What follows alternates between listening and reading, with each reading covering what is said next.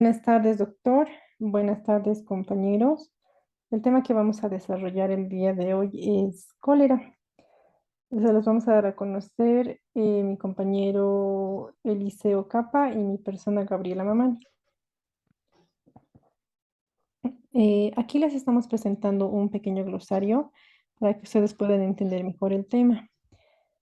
Voy a leer algunas de las palabras que tal vez podría ser más representativas, que sería, una de ellas sería Dukoral, que es una vacuna oral contra el cólera, que es plásmido, que es una molécula pequeña de ADN que se encuentra en la bacteria, y que es vibrio, que significa que se mueve con rapidez o que vibra.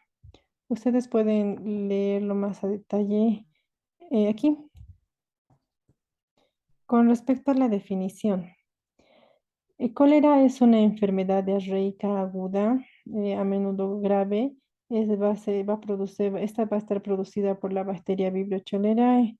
Se va a caracterizar por una diarrea acuosa, vómitos y una deshidratación rápida.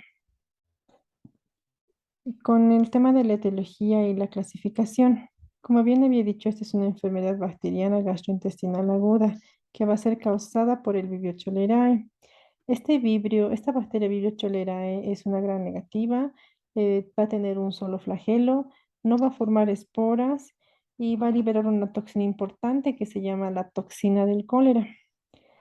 La bacteria Vibrio cholerae tiene 150 serotipos, pero el serotipo O1 y el serotipo O139 son los que van a generar la enfermedad en el hombre. La O1 se va a dividir en dos, que es el TOR y el clásico. La cual va a presentar la enfermedad es el TOR. Y la O139 ha sido asociada a desencadenar epidemias y pandemias en Asia, pero hasta el momento no se han vuelto a reportar casos de ese tipo. La bacteria Vibrio cholerae va a presentar, cuando éste entre por el tracto gastrointestinal, va a empezar y podamos ingerir un inóculo que sea mayor a 10 a la 9 por Vibrio cholerae en ml, va a poder presentar un cuadro clínico el paciente. Este cuadro se va a poder diferenciar por el tema de que va a haber una diarrea excesiva. Va a ser como una diarrea con agua de arroz, que va a ser causado por la toxina que va a liberar esta bacteria.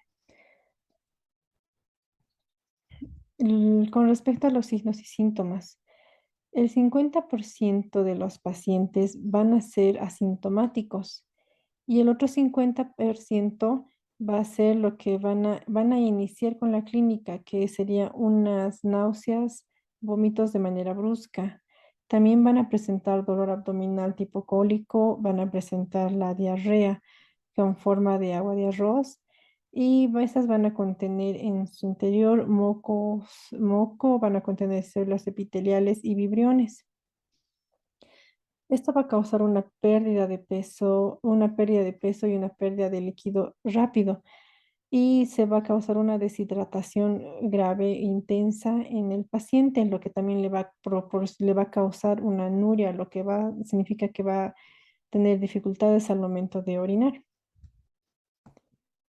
Con respecto a la fisiopatología, como hace un momento les mencionaba, si el paciente tiene una acidez gástrica baja o su ácido clorhídrico es bajo, lo que va a hacer es que pueda entrar la bacteria y pueda entrar la bacteria y se pueda estabilizar a nivel del intestino delgado.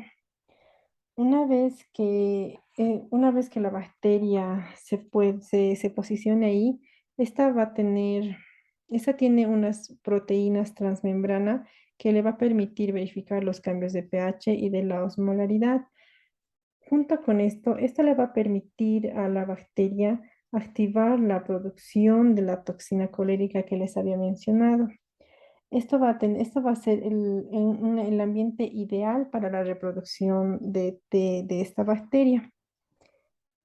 Em, Aquí tenemos un pequeño video en donde está mostrando la toxina del cólera.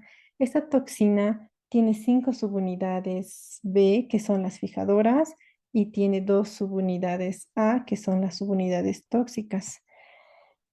Una vez que la, una vez que la toxina está liberada, se va a unir a lo que es la enzima del GM1 gangliósido. La subunidad B se va a unir ahí, lo que va a hacer que se libere la subunidad 1A tóxica dentro de la célula. Esto va a habilitar a la proteína GS.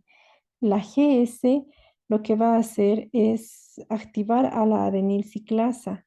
Una vez que esta está activa, lo que va a hacer es que va a convertir el ATP en AMP cíclico. Al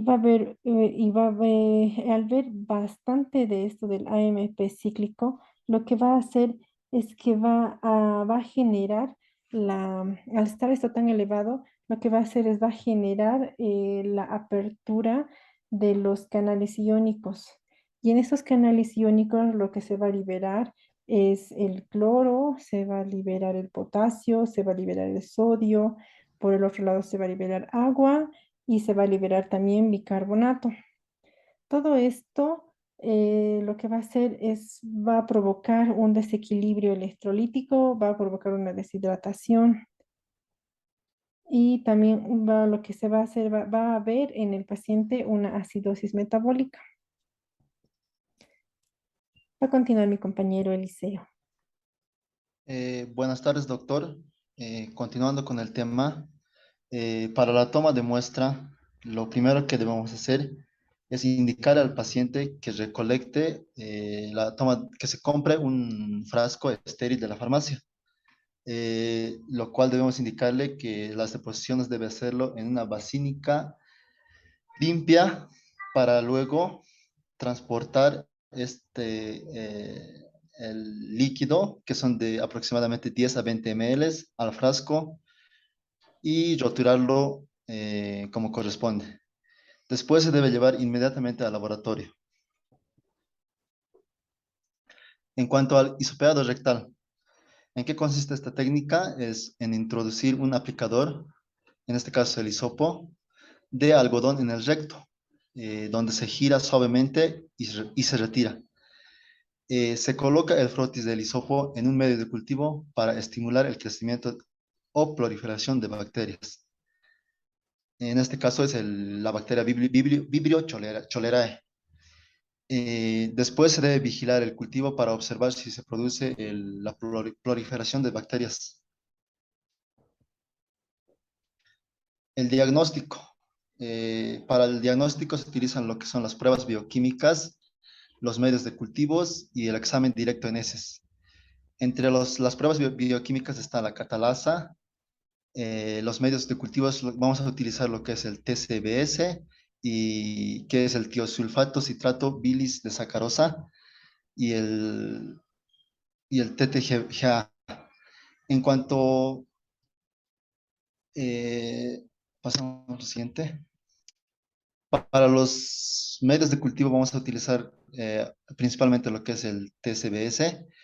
¿En qué consiste este agar? Es un medio nutritivo, selectivo y diferencial para el aislamiento y cultivo del Vibrio cholerae, y entre otras especies de la bacteria. Donde para el sembrado, el método que vamos a utilizar es el método del agotamiento, donde en los resultados el Vibrio cholerae va a formar lo que son las colonias planas y amarillas. Entre su composición tenemos al extracto de levadura, la peptona de carne, la tripteína y entre otros componentes. Bueno, voy a mencionar algunas funciones de los componentes más importantes de este medio. El extracto de levadura, la peptona de carne y la tripteína son los que contienen contienen la nutrición para el desarrollo microbiano. Son lo que le aporte nutricional. En cuanto al citrato de sodio, eh, es el más importante porque inhibe el desarrollo de la flora acompañante, favoreciendo el crecimiento del vibrio como tal. Y algunos componentes como el cloruro de sodio que mantiene el balance osmótico. Siguiente. En cuanto al tratamiento, consiste en tres planes que son plan A, B y C. En cuanto al plan A, son cuando el paciente puede todavía ingerir los medicamentos, en este caso las sales de rehidratación oral, que son por vía oral. En cuanto al plan B, en el caso de que los pacientes sean severas, se debe administrar lo que son por vía parenteral. En este caso vamos a utilizar el zinc lactato, que es el más adecuado porque contiene lo que es el bicarbonato, ya que como mi compañera había mencionado, que se pierde el bicarbonato juntamente con el agua y con los electrolitos. Y en caso de que vamos a pasar al plan C, que son el tratamiento farmacológico con antibióticos. Esto ocurre cuando el paciente es el portador asintomático. ¿Qué quiere decir? Que sigue realizando deposiciones líquidas. En este caso vamos a utilizar los medicamentos más utilizados son en cuanto a las tetraciclinas, la doxiciclina, que tiene una acción bacteriostático en la cual inhibe la síntesis de las proteínas a nivel específico de la subunidad 30S. También vamos a utilizar lo que son los macrólidos, una acitromicina, que esta inhibe la translocación de los péptidos. En cuanto a los adultos, la doxicilina, la concentración es de 300 miligramos por una sola vez. En niños menores de 8 años, la acitromicina, 10 miligramos kilogramos por vía oral durante 3 días. Niños mayores a 8 años, la doxiciclina, 4 miligramos kilogramos máximo como 300 miligramos de concentración por vía oral durante solo una vez. En embarazadas lo que se va a administrar es la acitromicina de 500 miligramos por vía oral durante 3 días. En cuanto al tratamiento alternativo, en el caso de que no funcione la primera fase eh, de los antibióticos, como habíamos dicho del plan C, en los adultos se va a utilizar el ciprofloxacino de 1 gramo por vía oral una sola vez. También combinado con la acitromicina, 500 miligramos por vía oral durante 3 días. En niños, el ciprofloxacino en dosis única de 20 miligramos kilogramos según su peso. El zinc es lo que va a ser utilizado en niños menores de 5 años. Esto va a ser administrada de 10 a 20 miligramos por día. Esto nos va a disminuir en el niños lo que son sus deposiciones líquidas. Mi compañera va a continuar con lo siguiente. Bueno, continuando con el caso clínico. Aquí vamos a leer un poquito, por favor, para darles a conocer el caso. Paciente masculino de 16 años que llegó en muy malas condiciones generales a la emergencia por presentar desde las 2 p.m. de ese día. Este va a contar con dolor abdominal típico cólico, diarreas acuosas abundantes, vómitos incoercibles, seguidos de calambres en miembros inferiores. Como ya habíamos visto, entonces este paciente cumple con todos los signos y síntomas de la enfermedad del cólera. Al momento de hacerle un examen físico al paciente, vamos a poder evidenciar que este tiene una debilidad generalizada, va a haber normovigilia orientado en los 3 planos, pero con deshidratación severa. Este va a estar sudoroso, va a estar afebril y va a tener una presión arterial de 60 a 40 miligramos de mercurio y un pulso filiforme. Este paciente es proveniente del medio rural del caserío de la Candelaria, a unos 108 kilómetros de Lima. Este ha manifestado que ha consumido directamente agua de la sequía del regadío que es utilizada por los lugareños. En este caso podemos comprobar o podemos eh, tener una ligera sospecha de que ese lugar está contaminado con lo que es con lo que es el Vibrio cholerae, con lo que es la bacteria, y se está tal vez produciendo se están contaminando, porque como sabíamos, la, in- la, la clínica de este paciente se va a dar, o bueno, la infección se va a dar por a mano a no boca, en caso de que éste haya consumido un alimento que ya haya estado infectado o haya tomado agua que también esté infectada. En el tema de los hallazgos de laboratorio, la investigación bioanalítica nos va a permitir encontrar que hay un aumento del hematocrit y de las proteínas totales. En casos muy severos es posible hallar azoemia prerrenal. También va a haber una acidosis metabólica y niveles disminuidos del potasio sérico, sodio y cloro. Va a haber una leucocitosis y pudiera evidenciarse una hiperglicemia secundaria a las elevadas concentraciones de glucagón, adrenalina y cortisol estimulados por hipoglucemia, aunque es más común que este se presente. La hipoglucemia lo que va a aumentar es el riesgo de muerte en los niños. Como habíamos visto en el tema del mecanismo de acción o la fisiopatología de la enfermedad, va a presentar una acidosis metabólica y de unos niveles disminuidos de los electrolitos que son el potasio, el sodio y el cloro.